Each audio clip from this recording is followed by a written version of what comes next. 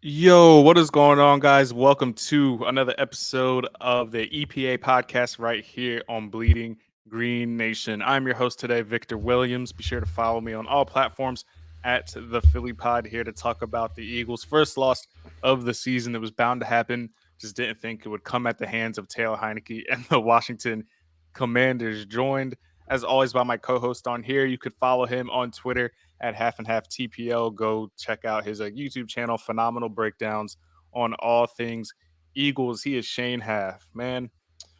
Uh, I'm glad we did this a day. Like we got a day to stew on it because if this happened like immediately after the game, I'd be on here screaming and firing and calling people names and everything. So it's a good thing that we do this on Wednesdays and we have time to sit on it, come back down to reality, and look at things, through a level headed you're a pretty level-headed guy, regardless. So maybe I'm the more emotional one here. But how you feeling, man? 8-1, not the end of the world, despite what many people may say. But the first loss on the board.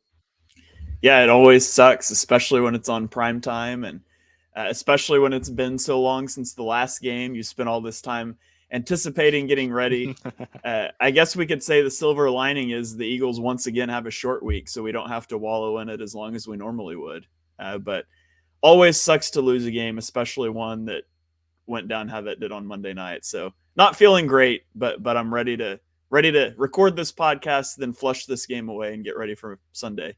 Yeah, today's like the last day I want to spend just even thinking about this game because it's not like that the Eagles got outplayed. They did at some levels. Obviously, ball security was an issue. They still can't stop the run, which we'll get into, and we'll talk about why that's going to be a problem moving forward. But a lot of self-inflicted mistakes. You can look at the weird, like the pass to AJ Brown, like right through. I understand it went through the defender's hands first, but right in the breadbasket to AJ Brown, and then just like bounced to the defender's chest. You have Quez Watkins, who on any other week in any other game of his life, he just catches it in stride and runs into the end zone. The last Monday night, for whatever reason, he decided to fall into it. I'm not sure if he was like scared he wasn't going to get there in time and wanted to fall into it, or was scared of potentially dropping it, and then you get up and try to run. You can't do that in that situation. You have NFL prime athletes on your back trying to tackle you. So you got to stay down, live to see another down. I understand Quez wanted to make something happen for a struggling offense to that point. But that's just a lot of weird things that happened in this game. We can all, of course, point to the officials and a lot of the weird calls that happened in this game. I don't like to blame the refs in any scenario, but there was obviously blatant calls that were missed that not only costed us the win, but costed us our star tight end, which we'll talk about later. So Shane, you're just your general consensus coming off this game. Is it time for panic? Is there things that we need to worry about moving forward, or is this just a weird game that happened on a weird night and you just move forward and the Eagles are still the best team in football? I think it's mostly just a weird game on a weird night where stuff happened. I mean, I've seen people say the blueprint is out for how you beat the Eagles, and somebody told me on Twitter, the Texans showed the blueprint, and then it was followed by the Commanders. Like, well, the Texans followed that blueprint and they lost by 12. Like, it wasn't even a particularly close game. If the blueprint is to double up the time of possession, to convert third downs at a historic rate while relying on the Eagles to double their turnover margin for the whole year, and then eke out a one-score game, like in large part, like this was a frustrating game to watch. Almost as soon as the game was over, I just kind of flushed that frustration because I was like, there was just so many weird things that all happened at once. I mean, the Eagles have turned the ball over 3 times all season. They turned it over. If you want to count the last play, the hook and ladder, I don't. That didn't really matter. But outside of that, they turned it over 3 times in this game. They doubled their turnovers for the season in one game. It's hard to win a game doing that. And they were still there. They had the ball in their hands just outside of 2 minutes, down 1 score. So if one of any number of things that broke the wrong way in this game break right, they win the game. And so you can be concerned about the defense if you want to, and we'll get into that. But I thought the offense played well in this game. If we want to start with the offense, I thought the offense played fine. I mean, I know they only put up 21 points. It was a weird game. They only possessed the ball for 19 and a half minutes. They had 4 drives in the first half. They scored touchdowns on 2 of them. They were moving the ball in the third before the interception, which is a throw that I sat here after the Steelers game and I said I wouldn't make that throw. You're putting it into double coverage on A.J. Brown. I wouldn't make that throw. Jalen Hurts is going to make that throw. And so he made it in the Steelers game for a touchdown. He made it here, and it's an interception. It's a bad break. You could argue that A.J. Brown should have come down with it. You could argue that Hurts shouldn't have thrown it. You could argue that Hurts shouldn't have thrown it because A.J. Brown was playing on a hurt ankle that he hurt on his first reception. The bottom line is Jalen Hurts is going to take that shot. And more than often, A.J. Brown is either going to come down with it or it's going to be incomplete. So, that happens.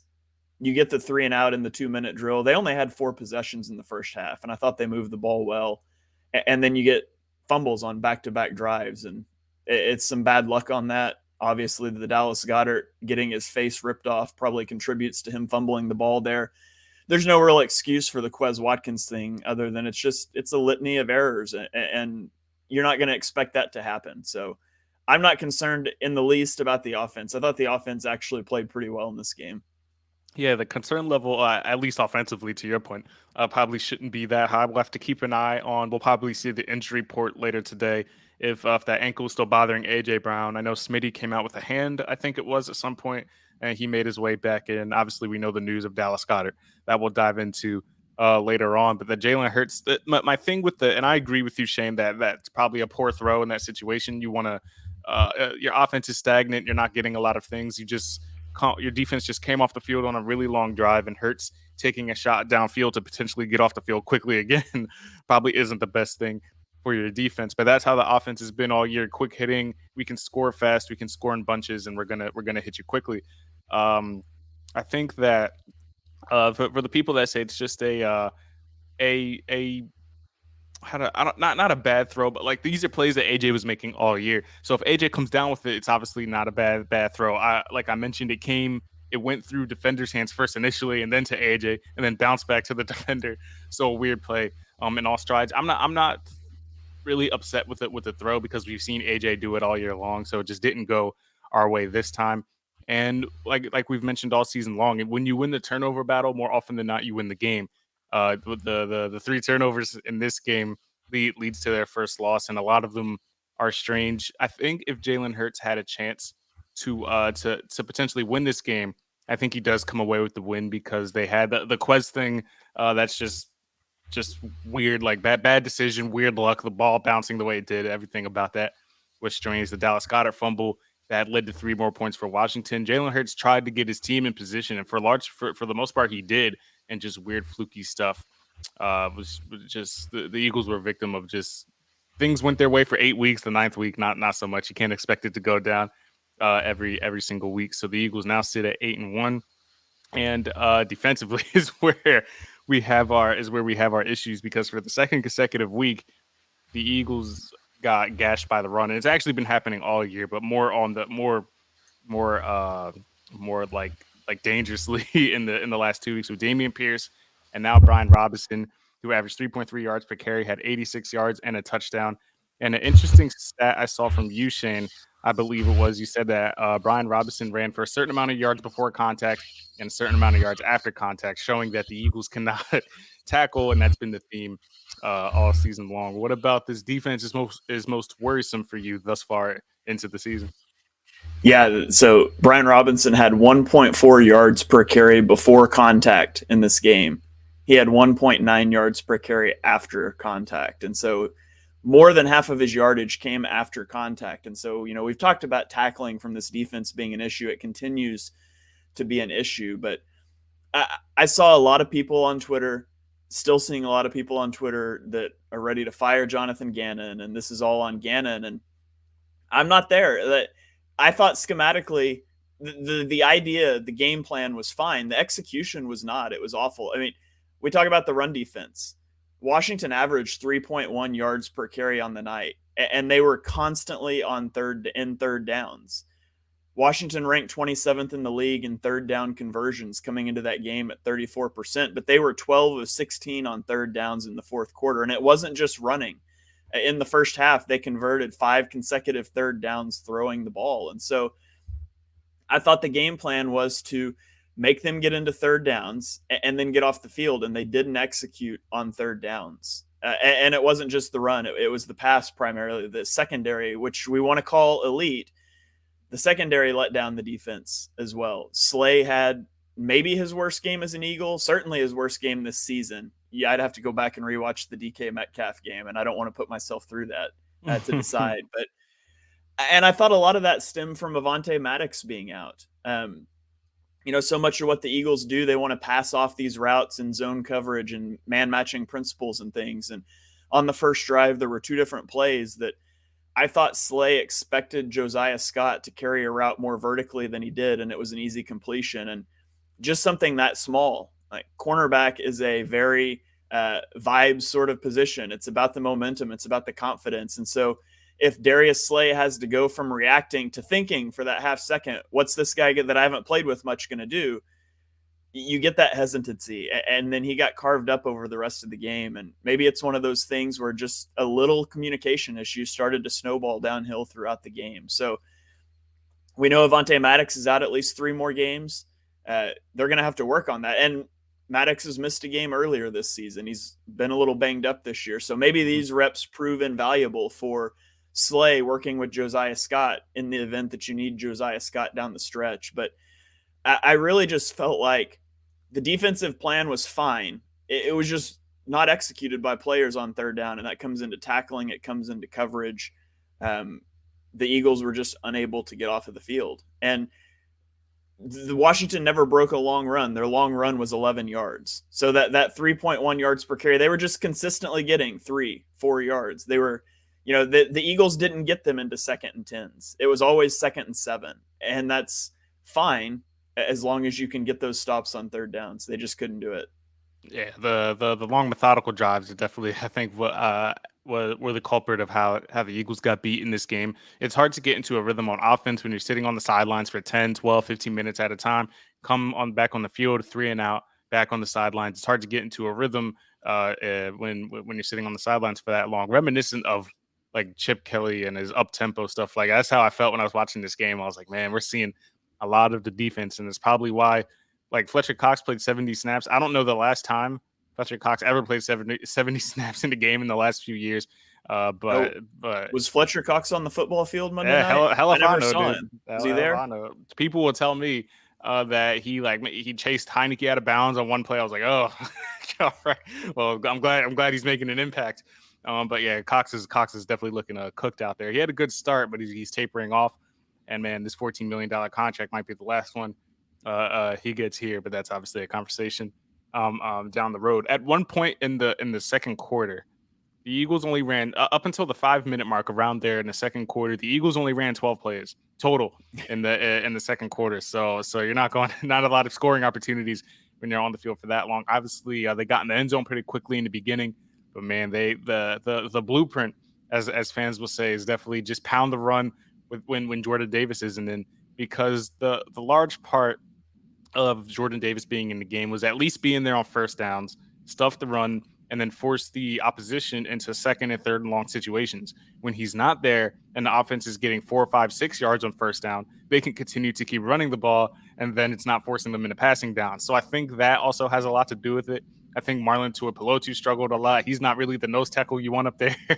So I'm not sure how Gannon and company are going to rectify this until Davis comes back. I don't think he's I think the timeline for him is to be back around the Titans game, which obviously we'll need when King Henry comes to town. But next week you have Jonathan Taylor, you got Aaron Jones, you got some really good running backs coming up. And if you have Dameon Pierce and Brian Robinson bouncing off you guys, I don't know what the expectation is going to be when these all-pro runners are coming to town. How concerned should we be, Shane? Is this is there any faith in stopping the run moving forward until Jordan Davis comes back, or do we have to get well acquainted with the fact that running backs are just going to run for 80 plus yards and potentially more until Davis returns? So there's kind of 2 parts to that. The first thing is I think the Eagles will take their performance against the run on Monday night. Now, obviously not against Dameon Pierce, but what Brian Robinson did, I think the Eagles will take that and they'll identify the problem as getting off the field on those third downs. But well, Gibson had 44 yards himself, so like it's well over 100 yards as a collective effort. So yeah, the larger issue is the way the Eagles have to structure their defense now to stop the run. It takes so many resources out of pass coverage. You've had people why is Slay playing soft on Terry McLaurin? Well, he's playing soft on Terry McLaurin because it all starts up front with Jordan Davis, and Jordan Davis will not stuff a stat sheet. People that did not like the Jordan Davis pick are going to point to his lack of stats at the end of the year as a reason why it was a bad pick. That was me. But yeah, I wanted Kyle Hamilton. Oh, that's the guy I wanted. How's he doing this year anyway? Really bad, really bad. Well, I did too. Kyle Hamilton was the number one guy on my board, and he has not been good. He's who I wanted, but I had Jordan Davis in my top 10 on my big board, so I wasn't as upset about it as a lot of people were. But what he does, it's not so much that it's going to show up on a stat sheet, but that he makes other players better. This was the worst Kazir White game and the worst TJ Edwards game of the year, and that's because Jordan Davis isn't there. Without him there to control, the center and both A gaps, it forced the Eagles don't have anybody else that can do that. They started to play Javon Hargrave as the nose, but he was kind of shaded to one side. He's not truly controlling both gaps. And so it forces especially TJ Edwards to play downhill into gaps faster.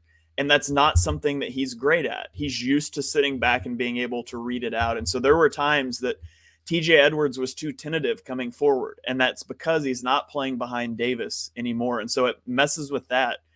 It messes with your safeties. Like now your safeties have to fill downfield faster against the run, which means might have some help on the way. Per breaking news, you ready for this name? Oh, drop it. What do we got? Schefter reports 2-time Pro Bowl defensive tackle Linval Joseph, former Giants second-round pick who also played for the Vikings and the Chargers, is planning to sign a one-year deal with the Eagles. The 34-year-old Joseph will embark upon his 13th NFL season for a team that desperately needs run support. Schefter also adds that Joseph believes he is ready to play and could make his Eagles debut Sunday against the Colts. So the Eagles know they have issues. Now we're trying to Robert Quinn. We're going to bring in all these old guys and hope we can just fill the void in the meantime. I don't know how Linval Joseph has been in recent years, but some run help on the way. All right. What does he have? He has 330, 6'4", 330 pounds. I think we can work with that. All right. Just throw him in there. Throw him in the gap and at least make the offense recognize him. Jeez. Yeah, so he has not played this season. I was going to try to pull up his stats from a year ago if my computer will cooperate here. Let's see. He played 608 snaps last year for the Chargers. He played 550 defensive snaps for the Chargers, almost exclusively aligned as a nose tackle, 200 snaps at nose tackle, and then he had another 200-plus snaps aligned as a defensive tackle. So that'll do it. That'll help boost your run defense just a little bit. So that's a good signing. I like to see that move there.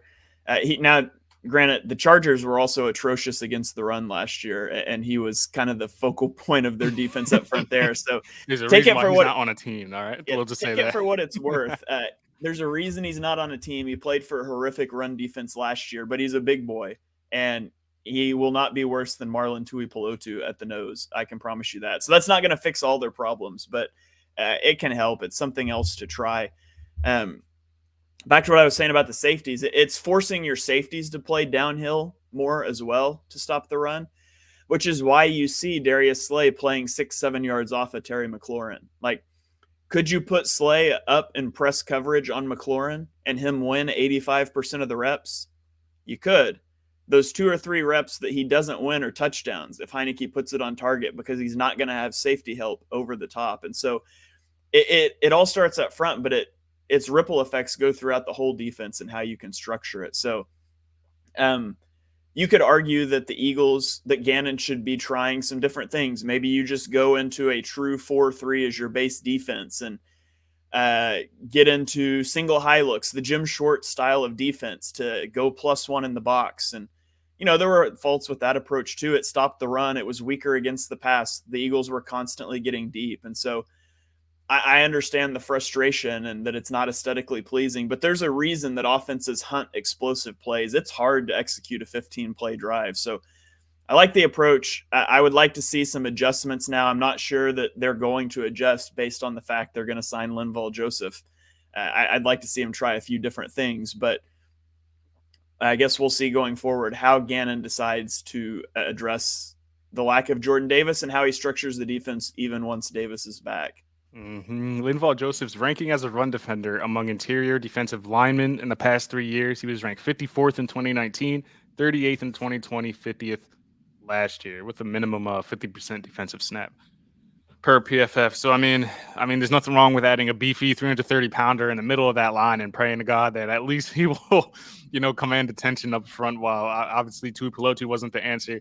I heard Milton Williams' name a couple times throughout the game. I'm not sure, Shane, you would know better than me where he was aligned and what his role was. I'm going to assume it wasn't nose tackle, so I don't think he was doing that. But I think the most effective, to your point, was when they had Hargrave up there, but he was shaded to one side for the most part. So it's hard to that run defense is bad, and the Eagles know they have Jonathan Taylor coming up. Like I mentioned, Aaron Jones, Derrick Henry. You got to deal with Saquon twice. You still got Zeke. Coming up Christmas Eve. They know that we cannot continue this method of getting gashed on the ground. Having our defense out there for 8 to 9 minutes at a time, having our offense go 3 and out, come back on the field, and expect them to be fully healthy. For the first time I can remember this season, I saw glimpses of it in Houston, but they look gassed this time around. And this is why we're not hearing Fletcher Cox's name, because once he gets tired, his back is turned and we're not seeing him do a whole lot. So it's just the way it goes when you can't stop the run. Let's hope that Linval Joseph up in the middle can help rectify that until Jordan Davis comes off IR. One good thing defensively, we'll have to give him his flowers. CJ Gardner-Johnson with his 5th straight game recording an interception. That's now 6 in 5 games. First safety since 2015 to do it. The last guy to do it, I believe, was the name is escaping me. I just looked at it. It's Kirk Coleman with Carolina. He was the last guy to do it in 2015. CJ Gardner-Johnson is the first Eagles player in general since 1970 to record an interception in 5 straight games. So with every week as we keep moving, looks like CJ is going to be that prime candidate to get extended. He's proven he can play at that safety position. The deal was made prior to the offseason. I'll play safety for you guys. If you play well at safety, we'll pay you like a safety. And I mean, interceptions are a good number to bring into your negotiations. So as he might be, people will tell you he's a benefit of good placement. I feel like the interception was pretty. I don't think this particular interception against Washington was right place, right time. I think he just made a good play on the ball, and he almost had another one out in the end zone earlier in the game. But CJ, proving that he's worth the money, Shane, as the year continues. Yeah, he had a good game. That was a good interception. That was a good one, right? That was his most impressive interception in terms of not just. I mean, obviously it's a lousy throw by Heineke you shouldn't make, but he read that out from a split field safety. He got out to the boundary and he made a play and he attacked it at the catch point. There's a lot of safeties, a lot of defensive backs that could have knocked that ball down that might not have intercepted it. So he's got good hands for sure, and had to feel good for him. I think that it was 1 or 2 plays after he got flagged for the late hit too. So had to feel good to get a little bit of redemption there. I tweeted that clip out and I said, the ball don't lie, which is a safe thing to say on Twitter. It is not a safe thing to say on the bench of a high school basketball game you're coaching. I almost got ejected from a game a couple years ago for that. But I can say it on Twitter now safely. I would have loved to have had Chauncey Gardner-Johnson mic'd up and heard him say that too. But yeah, ball don't lie. Chauncey Gardner-Johnson gets the ball back there. And, it's just incredible the streak that he's on. I certainly don't expect him to get an interception every game for the rest of the year, but he doesn't show any signs of slowing down. I do wonder. I think you're right. I think there's probably was a deal in place to come here, play well, we'll pay you. I don't know how much I'd be willing to pay a safety though. If you're assuming that you're gonna keep Jonathan Gannon as your defensive coordinator, you're gonna play this quarter style of defense. These split field safeties, we're not talking about the single high safety that has hash to hash range, whatever, a sideline to sideline range. Split field safeties are not asked to do as much. And so, I would certainly pay him. I don't know if I'm not willing to make a safety a top paid player at his position though, in terms of that positional value. So it's going to be an interesting thing for the Eagles to think about. If this is the defensive philosophy they're going to play, how much are you willing to pay him? If you get him into like the bottom end of that top 10 money, that's great. Do you really want to pay a safety $20 million a year to do this? They have not valued the safety position in the past. They let Malcolm Jenkins walk instead of paying him at the end of his time here. They've consistently resisted drafting safeties on the first 2 days of the draft. So I don't know if they're kind of at a crossroads of how they are going to choose to value a position they traditionally haven't valued. I'm really interested to see what they do with not only Chauncey Gardner-Johnson, but also Marcus Epps, who is on the last year of his deal as well. Mm-hmm. Top paid safeties in the NFL right now: Derwin James at $19 million a year. You have Minkah Fitzpatrick, $18.2 million a year. Jamal Adams on the worst contract probably in the league, $17.5 million. Harrison Smith, $16 million. Justin Simmons, $15 million. Budda Baker, $14.7 million. So I assume you'd pay him around that Budda Baker price range. Like, I don't think he's going to get Derwin James money by any means, but that $14, $15 million a year price tag is probably what they're going to be aiming for. I'm not sure what the Saints initially offered CJ at the nickel spot, but obviously he wasn't happy with that. So maybe this contract will be a little more enticing for him coming the offseason. But 6 interceptions, still leading the league, I believe. Tariq Woolen is right on him, though. He is right on with those interceptions. That rookie in Seattle is having an impressive year as well, albeit it's not very hard. Yeah, to pick off on Tom Brady. Yeah, to be fair, Chauncey Gardner-Johnson hasn't got to cover Tom Brady and pick off a pass thrown by Leonard Fournette. We should throw that one out. That doesn't even count. Yeah, that might be the most, like, as far as like lineups on the outside, that might be the biggest disparity between athleticism between a wide receiver technically on a play and an opposing quarterback. Because Tariq Woolen is a freak of nature athletically. Tom Brady obviously fell on his routes, so not hard to do that.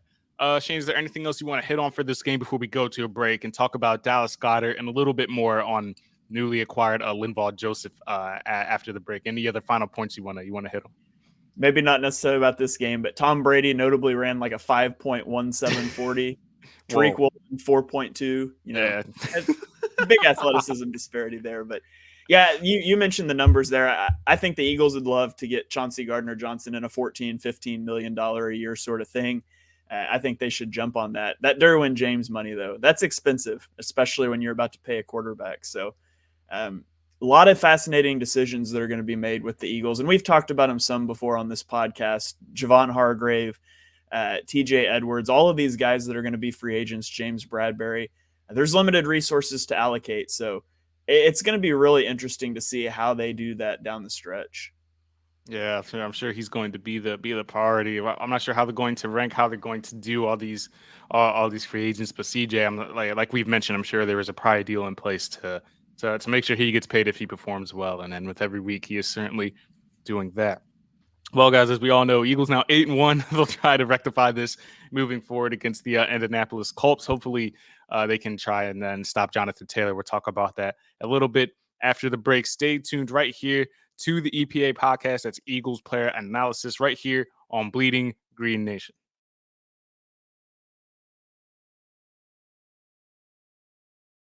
Welcome back from break here on the EPA Podcast. Obviously, the Eagles lost the game on Monday night to the Commanders, but the biggest loss was not in the win-loss column. It is with the loss of Dallas Goedert, who it has been reported is now expected to miss significant time with a shoulder injury sustained on the face mask fumble mess of a play that happened late in the game in the fourth quarter. So as we talked about before the trade deadline, I believe, Victor, you thought the same thing, but I said that Dallas Goedert injury was the worst injury the Eagles should sustain. A backup tight end was at the top of my priority list for the trade deadline.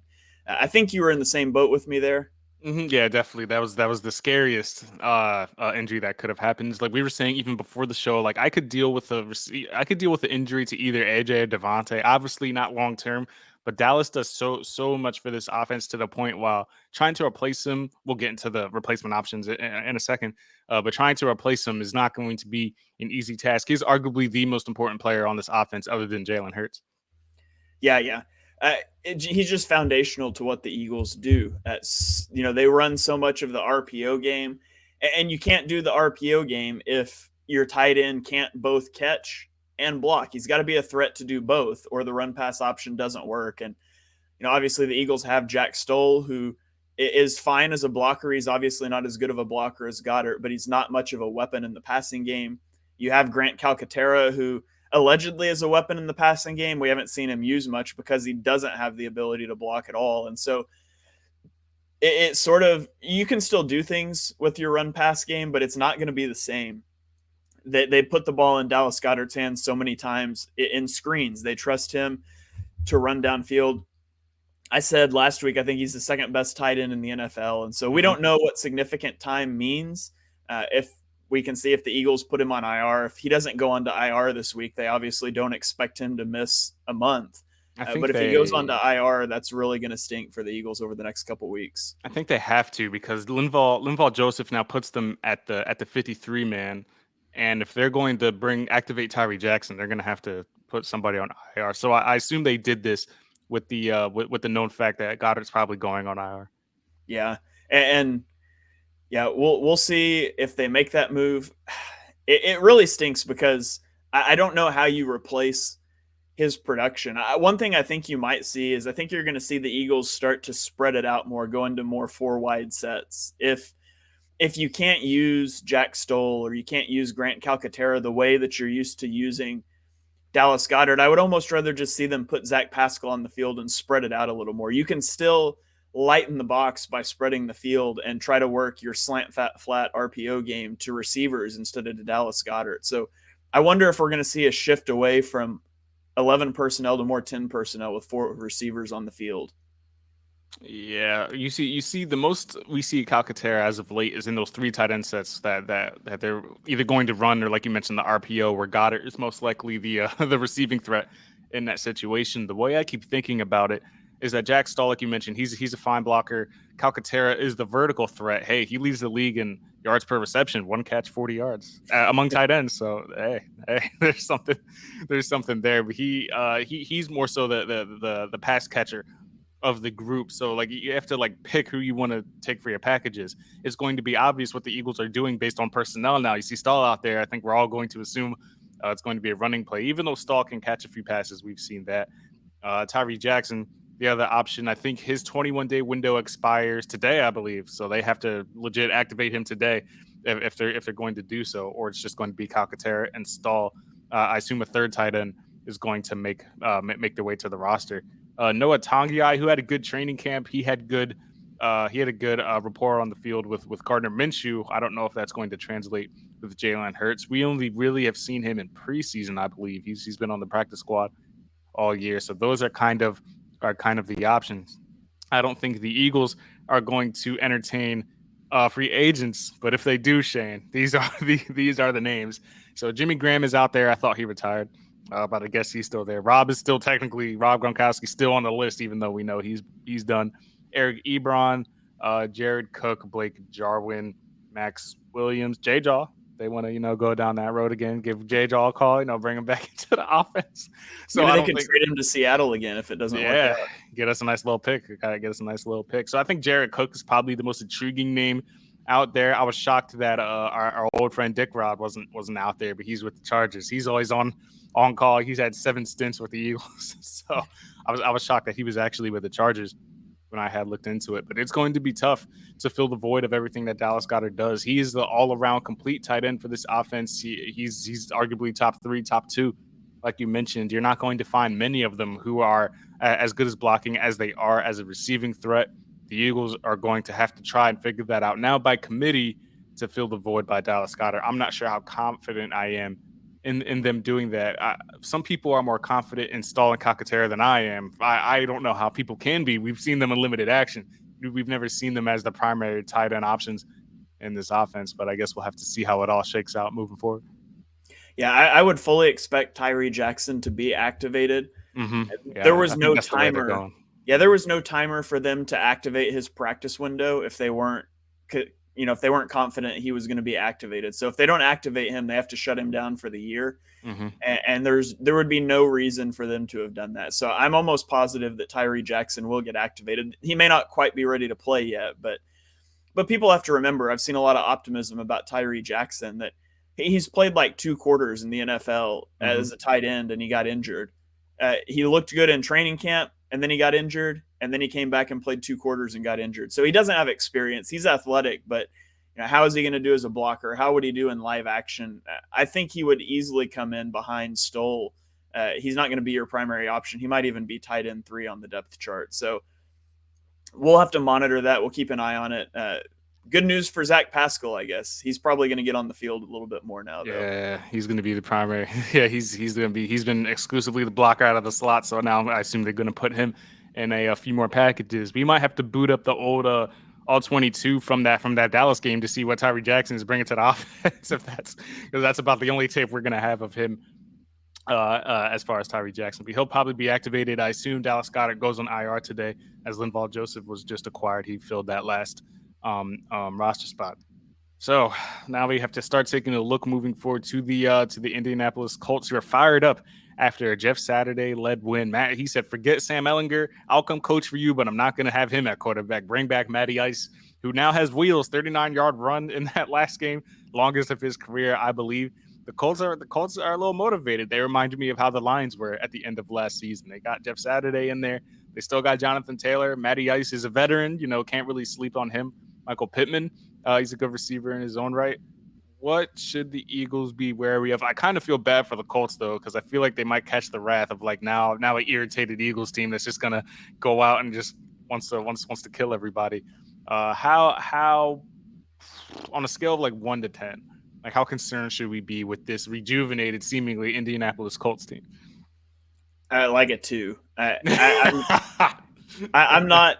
I think they're fired up, man. They're fired up. Coming off a win, pissed off Eagles team that shows up to Indianapolis, and you mentioned Jeff Saturday said he'd come coach if it was Matt Ryan. The funny thing is, right after the press conference, he affirmed ownership's whole thing that Sam Ehlinger was the guy, and then they started Matt Ryan. So. Until he gets on that field and saw him throw a couple passes, and he was like, yeah, no, I'm not doing this.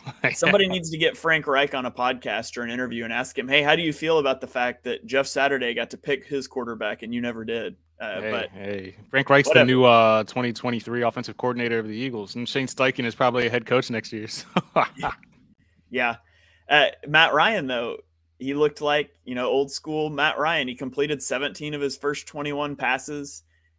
He had a time to throw of 2.28 seconds last week, which the NFL average is 2.6. So the ball was coming at him just very quick.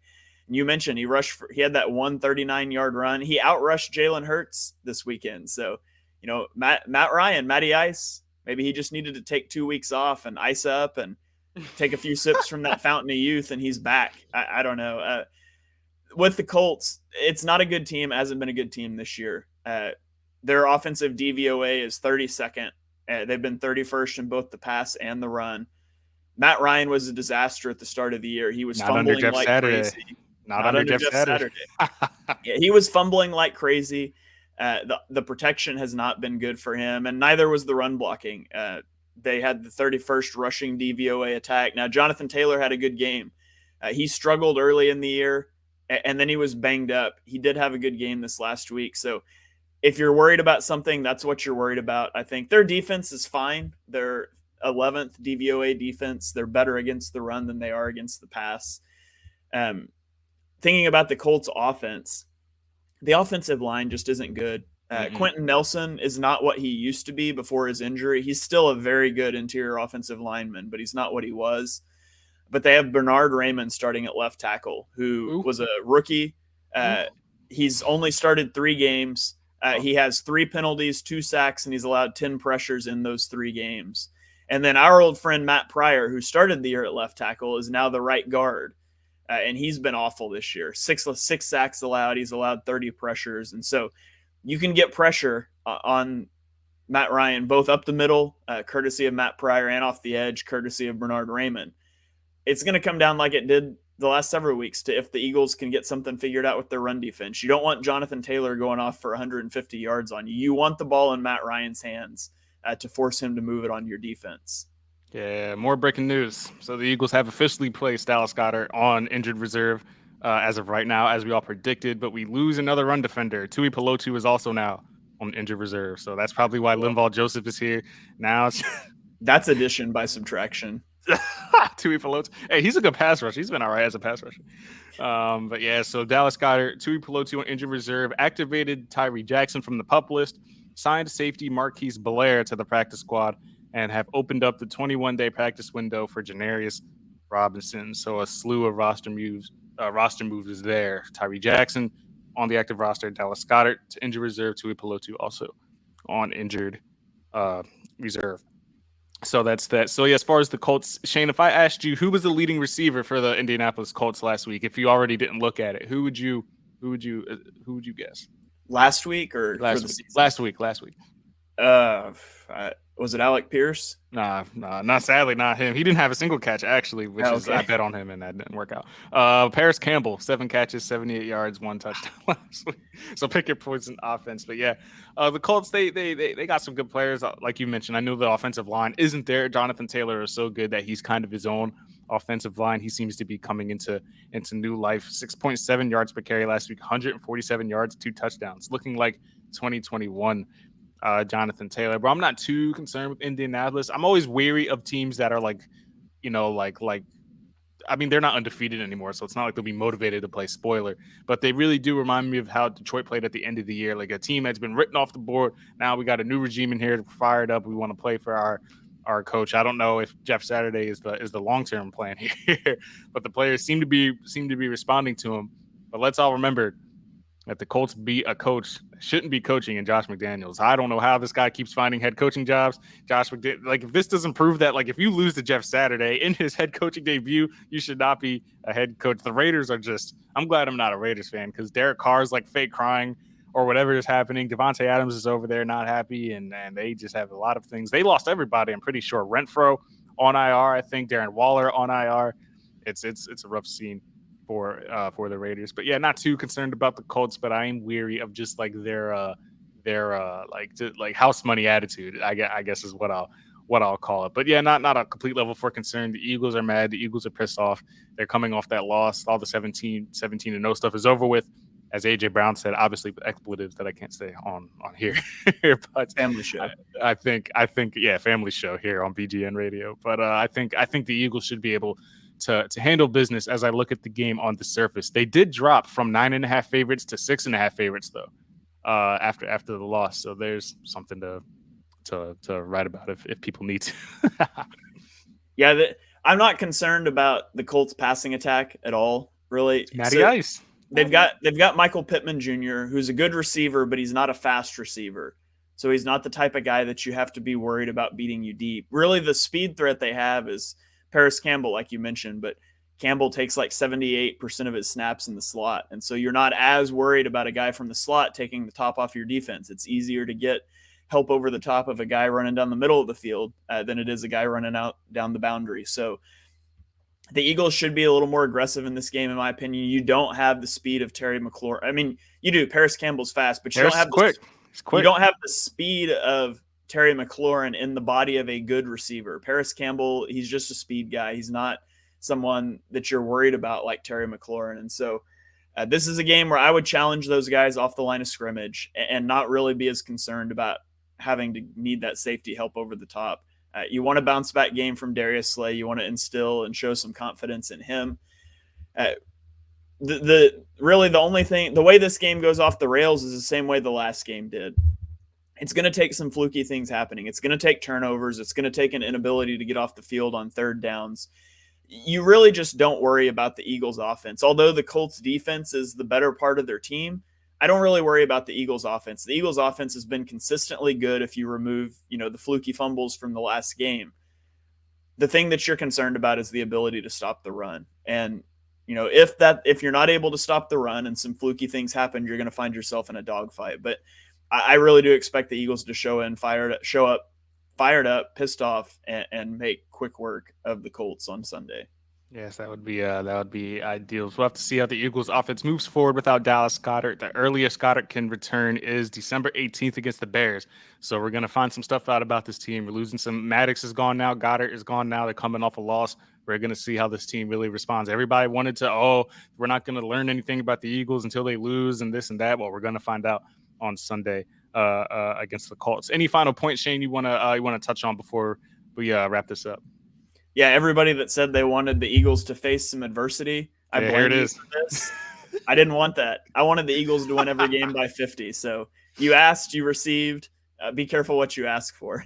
Yeah, and everyone that dragged us for wanting a tight end at the trade deadline. Yeah, apologize.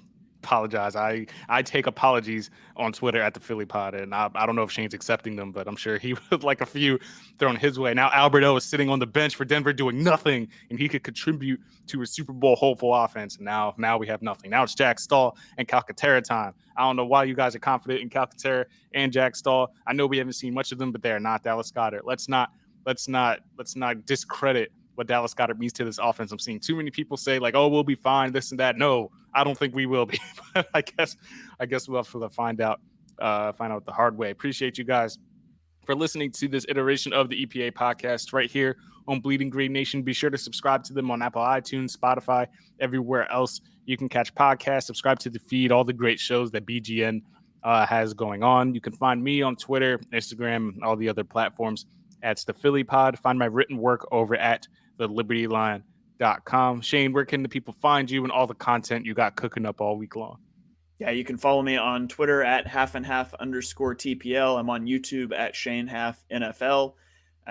You can follow my podcast Chalk Talk. It's on the YouTube. It's on Apple Podcasts, Spotify, the NFL whole as a whole. So we did our Week 10 review show last week. I'm going to try to get some All-22 content out later this week, but the Monday game really did throw me off. So I'm not sure how much of that I'm going to be able to get to, but keep it tuned to the BGN feed and to me on Twitter.